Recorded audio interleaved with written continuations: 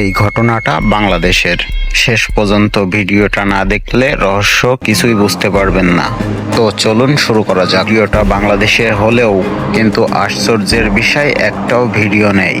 সময় সবাই মোবাইল হাতে থাকে, এই সময়েই এই ঘটনাটা ঘটে, তবুও কোনো ফুটেজ নেই। লোকজন বলে সেখানে মানুষ ছিল, কেউ বলে চিৎকার শোনা গিয়েছিল, কিন্তু অবাক করার বিষয় হলো আজ পর্যন্ত একটা ভিডিও সামনে আসেনি। প্রশ্ন হচ্ছে ভিডিও নেই কেন, নাকি ছিল কিন্তু কেউ সেটা সরিয়ে দিয়েছে। পুলিশ চুপ এবং প্রত্যক্ষদর্শী কথা বলতে চায় না, আর এই নীরবতাই সবচেয়ে ভয়ঙ্কর। আপনার কি মনে হয় এটা কি কাকতালীয়, না কিছু লুকানো হচ্ছে? কমেন্টে বলুন।